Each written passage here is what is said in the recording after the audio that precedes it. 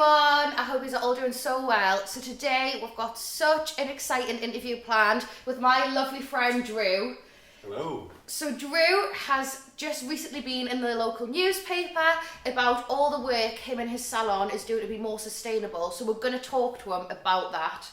Firstly, Drew, do you want to tell us about how you came into this industry?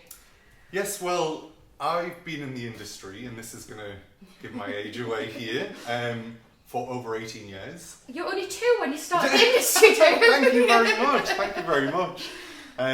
Initially starting out in business development and education for global hair brands. Did that for many years and made a decision sort of in 2019 that I've always wanted to put into practice what I'd been doing and the knowledge that I'd built up. So I really wanted to open my own salon. So in June 2019, that's what I did. Very daunting because I was going from a very limited client base. I'd only been doing hair on the weekend. Yeah. So it was very scary, but thankfully the support of the local community and word of mouth and things like that, within a very short time the business has grown exponentially. It's been such a roller coaster. I could speak so highly on you and how you do your hair and who you are as a person as well, because where we live there's so many hairdressers. There's a lot of hairdressers. It's the most popular thing on this front street. Yeah, I think we're up to about 13? Something within like a half-mile radius. Yeah. So the fact you've built it up so quickly and done so well, and that definitely speaks very highly of you. And the fact you're not even just lasting, you're like thriving as well. Yeah. So what was it that made you want to start being more sustainable and actually made you think about the products you were using and the waste you were getting rid of?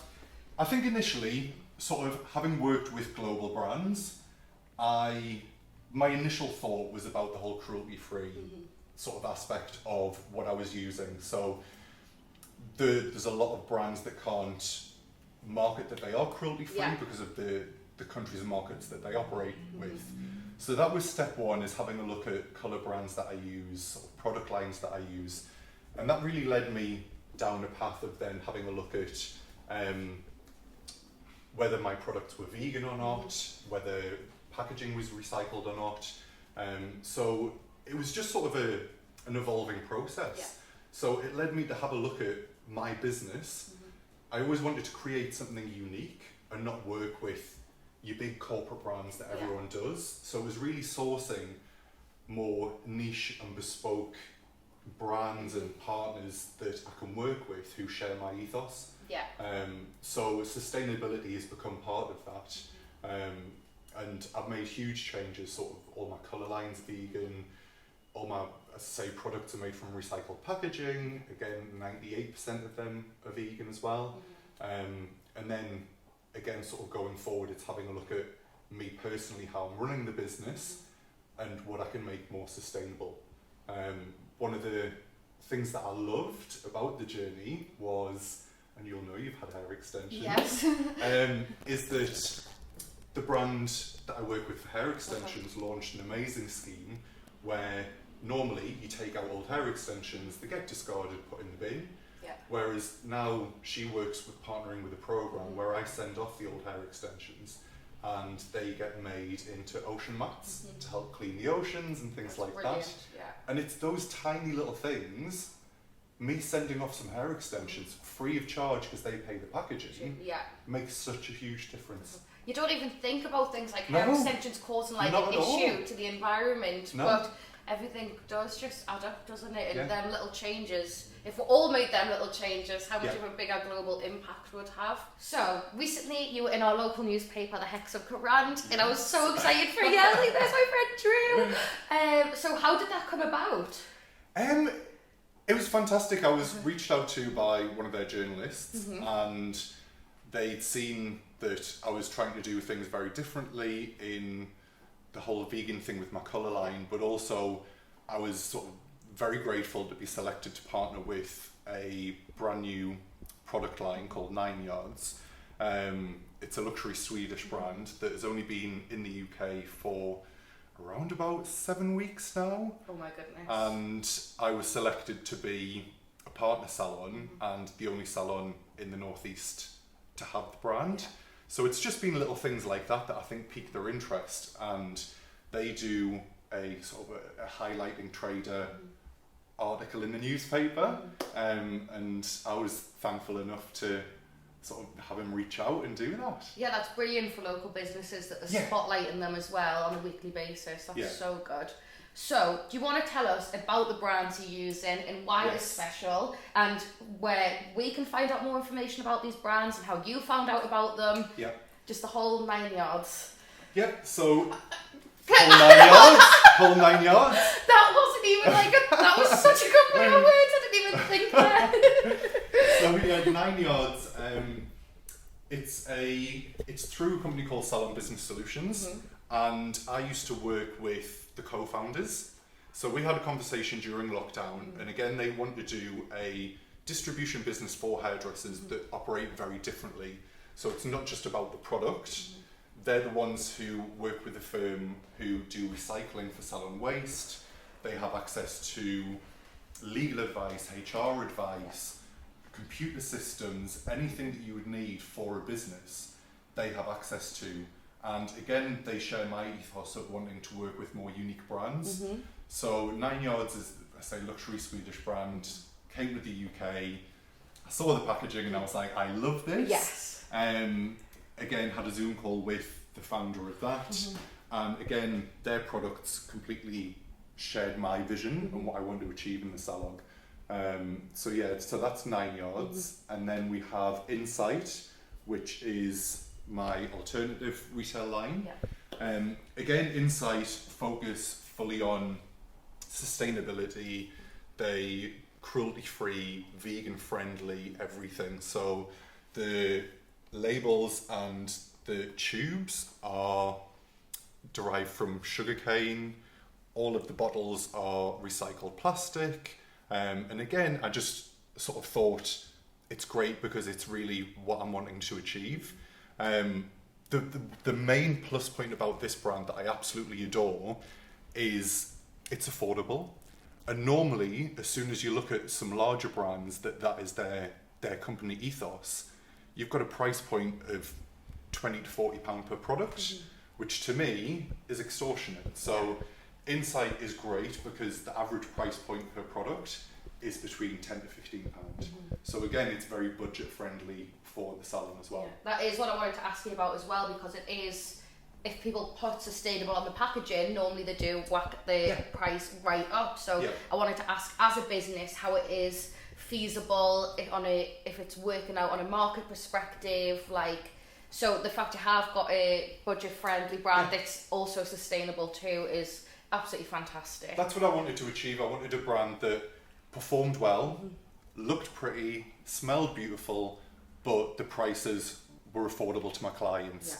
Because again, it's not just about me selling the product, it's about they might be fully sustainable, whereas if I've got products in that aren't matching that, or they've got to pay, say, £30 for a shampoo, it really sort of takes that away from what we're both trying to achieve. So I was very thankful that I found lines that completely fit the bill. So how has the clientele reacted to this product change? Great, absolutely amazing. It's, again, when I look at sort of how we are as consumers and people nowadays, vegan is very popular at the minute, sustainability is very popular, cruelty-free, extremely popular at the minute. People are far more aware nowadays than they used to be, including me. So the client feedback's been phenomenal. I had one client who booked in for a cut and blow dry, and as soon as she saw that I changed my full colour line to a vegan-friendly colour line, she rang me up, same day, changed her appointment to a colour. Because again, it's those sort of little USPs that people don't shout enough about. And I'm not here sitting saying, I'm an expert about these things, but I'm on this journey as well. So as long as we're all personally making that small change and at least trying, that's what's important. It's exciting to me to sort of find out all these little bits of information. And I think in the past when we looked at these things, I personally maybe would have been quite daunted, but then making tiny little changes and being on a little step-by-step journey makes it far easier, and it's a little journey of discovery for me. I think definitely businesses as well, it's become a lot more feasible to change to more sustainable brands. Even in the last few years, how big it's becoming, how more accessible it's becoming, that it just 5 years ago would have seemed impossible to have changed everything. But I think as a country and as consumers, we are all together changing in small steps, and it's making the bigger steps even easier to take. And as I say, sort of, as you rightly said, sort of in the past, A, it might have been quite daunting, but B, we'll have this assumption that it's going to be a high cost. Yeah. And that is the thing. If I'd started out and sort of thought I'm going to make this massive change in one, I would have been thinking, God, this is going to cost me thousands and thousands, but it actually doesn't. And I mean, Insight, for example, is a far more affordable price point than my old product range that didn't share the same values. So it actually... And you're getting more clients changing to bigger bookings for the products themselves and it's as well. Better for the hair, it's sort of sulfate-free, paraben-free, so they are more organic. So again, it's meeting trends that people are doing. They're wanting more organic, wholesome products. Yeah. So break it down step by step. What have you done so far to be more sustainable, and what's your plans for the future? So far it's been about partnering with the right brands and who share the right ethos. Again, researching thing about the recycling of hair extensions. I made small changes that all my towels are biodegradable, single-use towels. So again, sort of cutting on washing towels and electric and stuff like that. But again, having a look at something that is very easily recyclable. The next step for me personally is having a look at the waste issue. Okay. So you wouldn't think of it from a salon, but the amount of waste that we can produce when it comes to foil, colour tubes which are metal, as say in the disposable towels, everything that comes day to day with a salon. I've got the opportunity to work with a brand who fully come in to your business, provide separate bins for these separate products. So say for example, one for colour tubes and foil, etc., etc., and then they'll come and collect it and recycle it in the right way. Yeah, so exciting. Yeah, it was just a frustration for me, sort of historically, having to shove everything in these big refuse bags, all mixed together. As businesses, we don't often have the opportunity to recycle. Yeah. We get one bin or one refuse sack that everything goes in. Yeah. And it was just heartbreaking to see just all this rubbish just come and get collected, knowing that it's going to go off to some refuse site, and that would be it. So for me personally, looking forward, I've loved the journey that I've been on, but it's really about looking now at my business and what I can do to impact sort of a more sustainable sort of operation. Yeah. So have you got any advice from other, not even just other salons, but to other businesses of where they can start taking this next step forward? Was there anything specific you Googled or anywhere that you found great information so they can take the first step in making their business better as well? Yeah, me personally, what I've found is we've come such a long way in such a short period of time. So if I go back through my career 10 years ago, there wasn't the brands, the products, the companies, the services as easily accessible to be able to do this. Whereas now, God bless the internet, we do have a lot more choice, and doing little tiny bits of research about maybe companies that you're partnering with at the minute and having a look at other options out there, you'll be surprised to see how easy it is to do it. As I say, for me, it's been very much over the last, say, 2 years of making these little changes. Natural progression. Yeah. Asking little questions, sort of speaking to the people that you're dealing with. So I didn't know my hair extension brand did a recycling scheme until I spoke to them. So again, it's sort of just asking little questions. And you'll be very surprised to discover that people will have answers. If not, go online, just have a look at things. And it's a lot easier than you think. So, as I say, in the past I might have been very daunted to make such changes, both financially and a lack of knowledge, but it's been so easy to do it.